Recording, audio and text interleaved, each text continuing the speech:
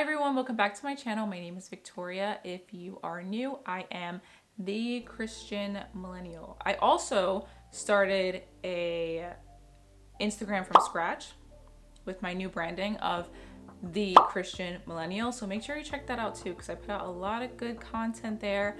I have been focusing on Instagram lately. So make sure you give me a follow here, but also give me a follow there too.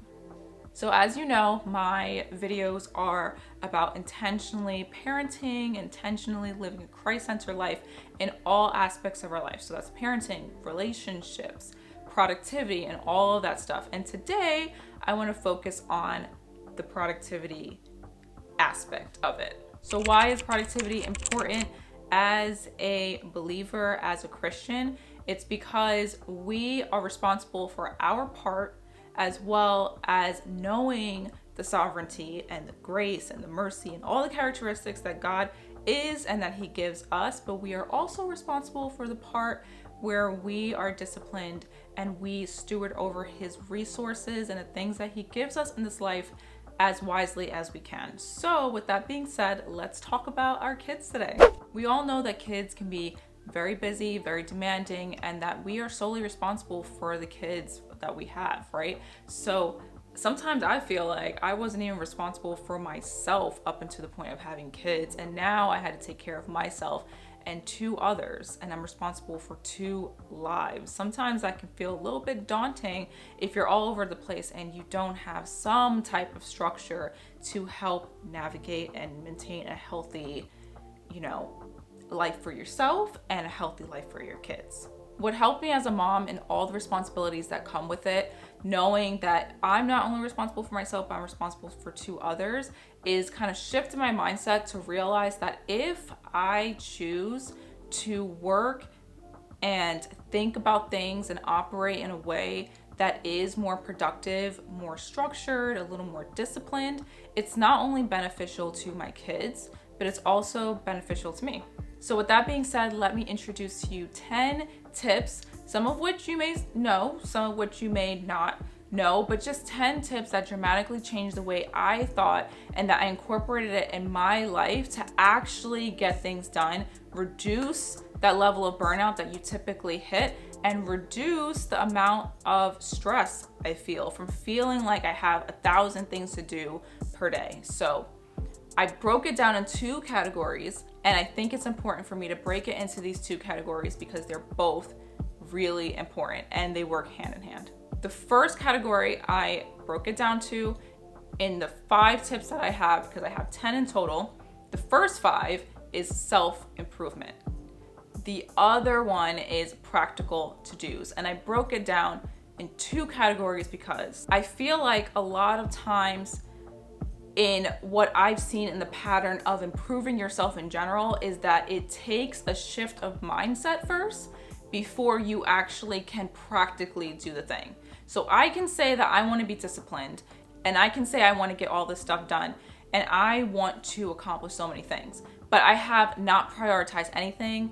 I have valued a million different things. My mindset is just all over the place. And so we have to take a step back and think about the way that we approach things and think about the way that we think about things before we actually decide to have the motivation and discipline to practically do things. So let's work on the first category, self-improvement. Category number 1, self-improvement.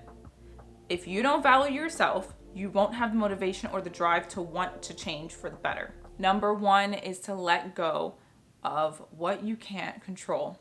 And that sounds a lot easier said than done. And if you are someone with my type of personality where you are task oriented, that's a lot to process a lot of times. Sometimes we don't even feel like or realize that we are doing it.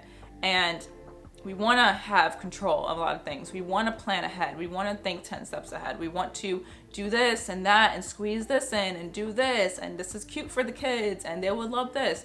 But we have to realize is that at the end of the day, it's not just us raising our kids, but as believers, we are also under the authority of God and under the sovereignty of God too.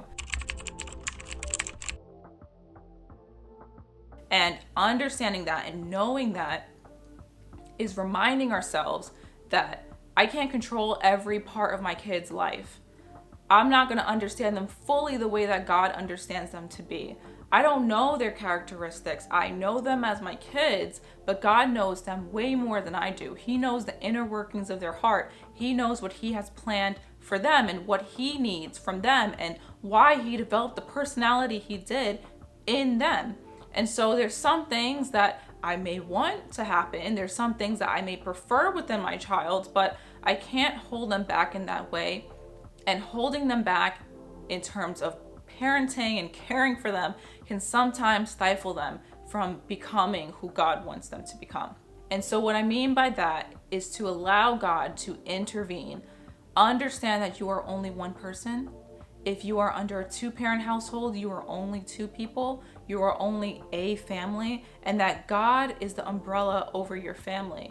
He is the one who is dictating and ordering your steps. Your job is to pray for your kid. Your job is to set a standard for them, is to guide them based on biblical perspective, based on scripture, based on God's character, to teach them to know God and have a personal relationship with them so that the Holy Spirit may now lead them. And so that is your job as a parent, not to control every one of their steps, not to order their ways, but gently guiding them to the God who will order their steps, who will have a personal relationship with them, and so they may have an intimate relationship with Him too. Number 2, slow down. You can't do everything. And this is more practical, right? So you cannot do every little thing in their life. And that's that ties into the first one too. So letting go of the things that you can't control, slow down. You can't do everything. You are only one person, understanding that God is your authority and also God is their authority too. So just understanding that too. Number 3, get rid of the idea that you can do it all. Humble yourself and submit to God. For my planners out there, my moms who love being intentional like myself, sometimes we can fall victim into trying to do everything yourself or trying to get everyone else on board with what you're trying to do. That can be a lot sometimes, and also that's not the direction that we are trying to go. So in trying to be intentional in your life is being intentional. It's trying to steward over the things that God has given you, and that's including the kids. But sometimes we feel like we can do it all. We can do all the play dates. We can put them on all the extracurricular activities. We can set them up for success school-wise, academic-wise. We personally can like juggle all these different things for our kids, but we're burning ourselves out. And that's not beneficial to anyone. So just understanding that you can't do it all. Humble yourself a little bit. It is not within your control, and that God is in the center. God is above you, and also God is working too. This is not only a one-person show, and this is not you making it happen or you and your spouse making it happen, but this is God allowing you and working through you to get to your kids. And we have to check ourselves a lot of times and do those heart checks of like, am I doing this to glorify God? Or am I doing this because I feel like I have to do that, otherwise they will end up this way, or they will do this, or they won't think this, or they won't be this. And sometimes that could be a little bit tricky. So pray about it. But I definitely think you have to come into the mindset of productivity with, I'm being as intentional as I can, but I'm not going to do too much. Number 4, encourage yourself. Look at videos like this that push you in the right direction and motivate you to move forward. We don't always get encouragement we need from those around us. That is absolutely true. We don't always get the encouragement we need from the circles that we're in. You are very blessed if you have a village, and I feel like most of us these days don't. I think just how this like world, right, this society is now, it's all about becoming the superwoman of you doing it by yourself, you not leaning on everyone, you like taking the kids everywhere, and it's just burning you out. Like, you're not a person anymore. You're just operating as mom, and that is not okay. So watch videos like this, or videos that remind you of your own value, that reminds you of what productivity is in the biblical sense, that reminds you to slow down, take a breath, that reminds you to fill up your cup too. And essentially reminds you what productivity is from a biblical standpoint, from God's perspective, and that can easily go in one ear and come out the other for us because we live in a world where it's self-centered. You got to do all this. It's fun to be super mom and to like overextend yourself and never get a break. Or it could be the flip side. Like you're not just the mom, so let you do all this other stuff and neglect some things. So there's a balance there, and God is not on either of those sides. He has a more balanced view of it. And I think it's important for us to remind ourselves that, because when we get in the thick of it, I can become entangled in trying to do it all. Now that we know how to think in productivity, now we are going to operate in it. So here are some practical shifts to incorporate into your life right now that can help you. Number 1, use your phone calendar. Schedule reminders even for tasks that you promise your kids you can't do immediately. This has been a lifesaver for me because, and sometimes I actually have to remind myself to do this more often, but I've been making it a habit lately. My son, Gabriel, he remembers everything.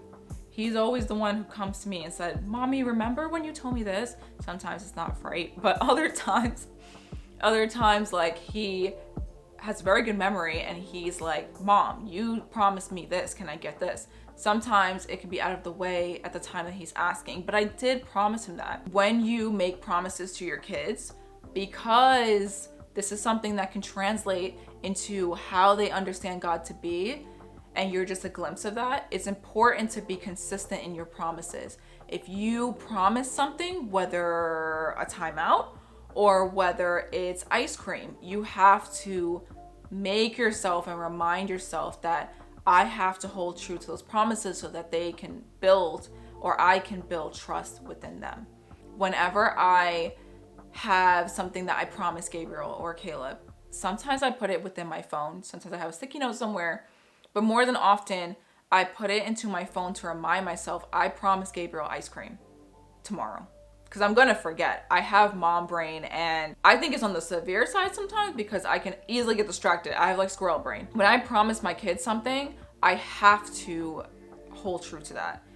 And a good way to do that is to put it in your calendar. You can do other stuff too. Like as soon as you book a doctor's appointment, put it straight into the calendar. If they have swimming lessons, put it straight into the calendar. If you have to remind yourself of something, put it straight into the calendar. Number 2, prioritize your personal tasks as much as you do your work tasks. So when I'm at work, I'm extremely diligent. I make sure to remind myself 5 times.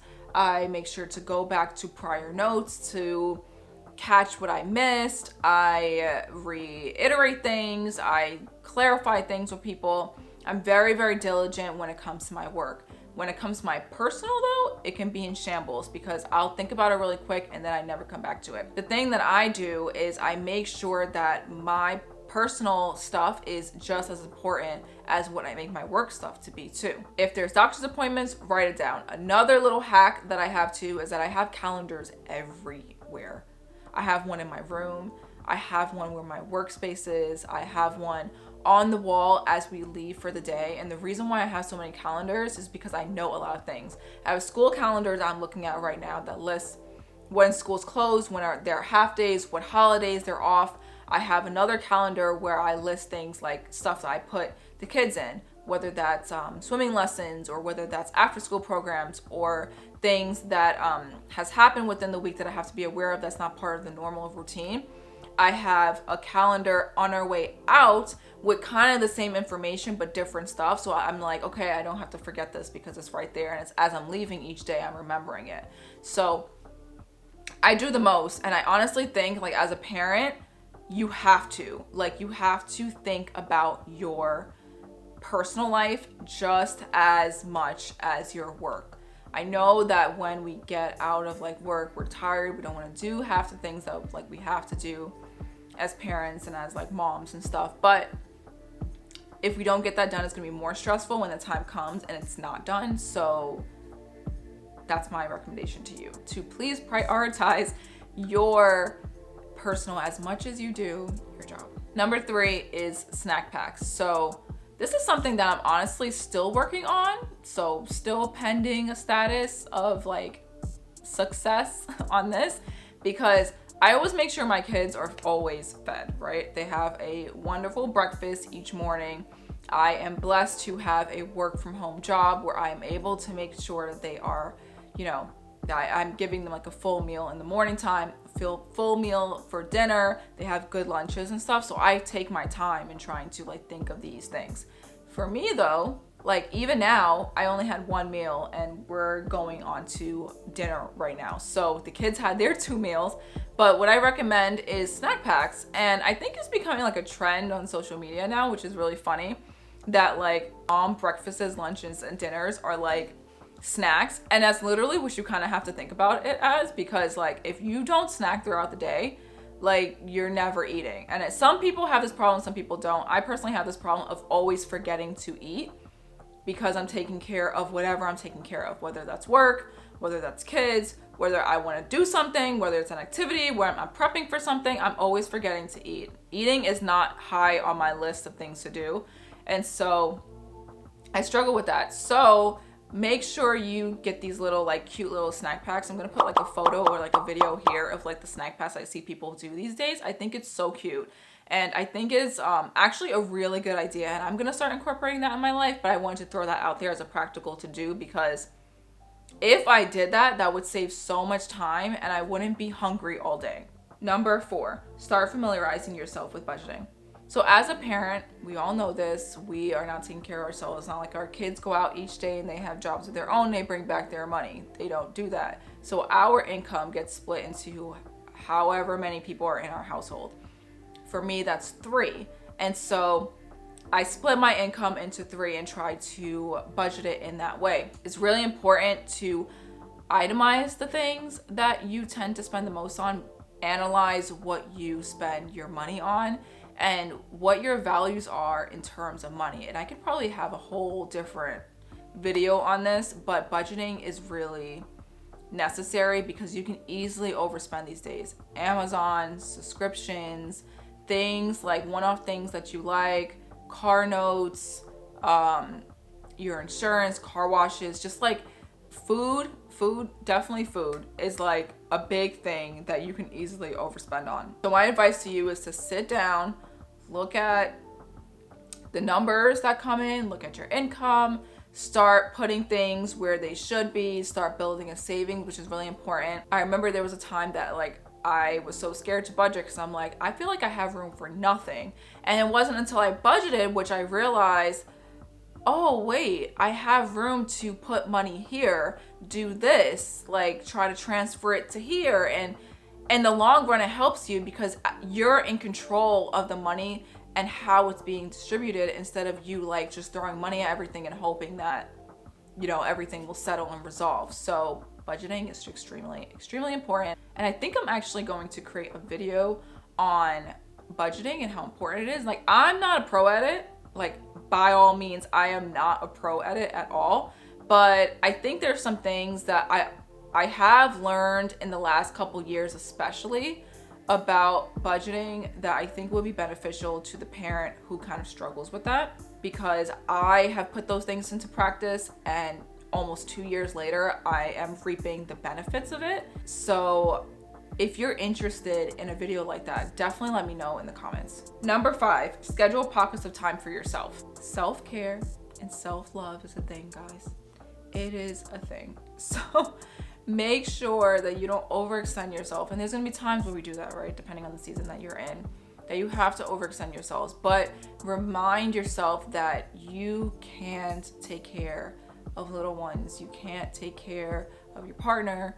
You can't take care and be present at your job the way that you need to be if you do not take care of yourself. If you don't create a space for you to feel recharged and refreshed. It doesn't have to be a week vacation to the Bahamas. That would be nice, but some of us can't do that. And we have to realize that if we can't do the big stuff and the stuff that we always dreamed about, how can we create that space in the comfort of our own home or in the spaces that we're currently in right now? So think about that. And also check out my previous video. I went into like depth about that, about caring for yourself and prioritizing yourself. So definitely check out this video. Number 6 is a bonus one. And that is this is a very practical one. Number 6 is to schedule emails in advance. So this is something that I actually do a lot and that helps me out a ton. When I'm reminded to, like, I have to contact the school for something, I have to contact the doctor for something, and if I can shoot them a quick email, I'm gonna do that. Even if it's Saturday or Sunday, I'm writing out the email. If you have Google, you're able to do that. I think Outlook, you're able to do that too. Even on your phone, you're able to do that. So if you have to do something, and now I just thought about something too. Squirrel brain. I just thought about something that's associated to this. Not only scheduling out emails to doctors and schools and other stuff, but schedule an email to yourself. Remind yourself of the things that you have to do, a to-do list of like, hey, like tomorrow morning or Tuesday morning, I have to get this done. Let me write out an email to myself really quick. And so you receive that email at 9 a.m. on Tuesday morning that you have to call the doctor to get this done. Now it's on you. It is on you to actually call the doctor. But what would help is if you put in the email the reason why you have to call the doctor, the number you have to call, the address, the date of service, or whatever it is, the claim number, or whatever it is that you have to call them for, that's all in the email. Because if you just put call the doctor Tuesday morning at 9 a.m. and you receive that email, now you're going to be stressed out because when you look at it, you're going to be like, man, I need like this, and this in order to call the doctor so that they get the information they need so they can do the thing I want them to do. That can be stressful in itself, so make sure you have all the details, but that is a really good idea and I'm gonna start incorporating that in my own life. I hope you guys enjoyed this video. I hope you found it helpful.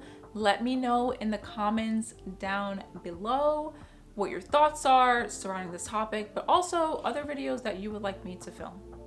And with that being said, I'll see you in the next video. Bye.